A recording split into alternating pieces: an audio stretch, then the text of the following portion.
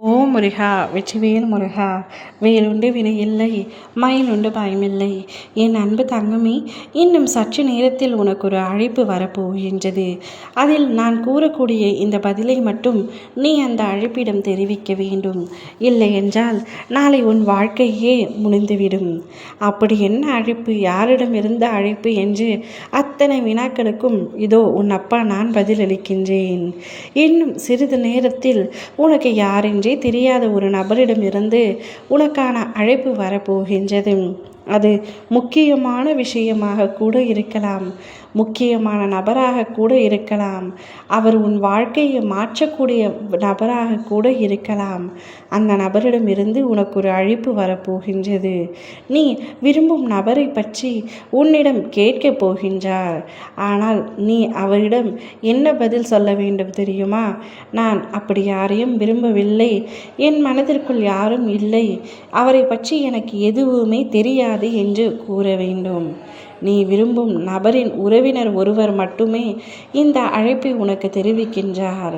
அவர் சில விஷயங்களை மனதில் வைத்து கொண்டு இந்த அழைப்பினை உனக்கு விடுத்திருக்கின்றார். ஆனால் இதில் நீ மாட்டிக்கொள்ள வேண்டாம். அவரை பற்றி எனக்கு எதுவுமே தெரியாது என்று ஆணித்தரமாக நீ அவரிடம் பதிலை அளிக்க வேண்டும். அப்பொழுதுதான் உன்னுடைய வாழ்க்கையில் எந்த ஒரு பிரச்சனையும் விரிசலும் இல்லாமல் இருக்கும். அப்படி நீ விரும்பும் நபரை பற்றி உண்மையை ஏதாவது பேசினாலோ அல்லது விரும்புகின்றேன் என்று அடித்து கூறினாலோ உன்னுடைய வாழ்க்கையே முடிந்துவிடும். அவர்கள் சாதாரண ஆட்களாக தெரியவில்லை. உன்னையும் உன் குடும்பத்தையும் தொடர்ந்து குறிவைத்து கொண்டே இருக்கின்றார்கள். எப்படியாவது உங்களை வீழ்த்த வேண்டும் என்று காத்திருக்கின்றார்கள். அதற்கு ஒரு சாதகமாக நீ விரும்பும் நபரை பற்றிய உண்மை அவருக்கு தெரிய வந்தது. அதனால்தான் இப்படி குறுக்கு விசாரணை நடத்துவது போல உன்னிடம் கேட்டுக்கொண்டிருக்கின்றார். நீ அவரிடம் நான் கூறிய பதிலை கூறிவிட்டு உடனே நீ தொலைபேசியை அமர்த்திவிடு. அதற்கு மேலும் எதையும் கூற வேண்டாம். நீ விரும்பியவரை பற்றி உண்மையை கூறினால் உனக்கும் உன் குடும்பத்திற்கும் வீணாக ஏதாவது ஒரு பிரச்சனை தான் வந்து தீரும். அதனால் நீ எதையும் கூற வேண்டாம். அதன் பிறகு அவர் அழைத்தாரும் அழைப்பை ஏற்க வேண்டாம், மறுத்துவிடு. உன் நல்லதற்காக மட்டுமே உன் அப்பா நான் இதை கூறுகின்றேன். நீ அவரை விரும்பவில்லை என்று கூறினால் உண்மையாகவே நீ அவரை விரும்பவில்லை என்று அர்த்தமில்லை.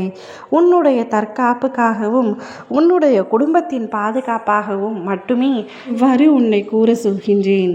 நிச்சயமாக நீ விரும்பும் நபருடன் ஒரு நல்ல சூழ்நிலையை உனக்கு ஏற்படுத்தி நல்ல வாழ்க்கையை உன்னுடைய கையில் நான் ஒப்படைப்பேன்.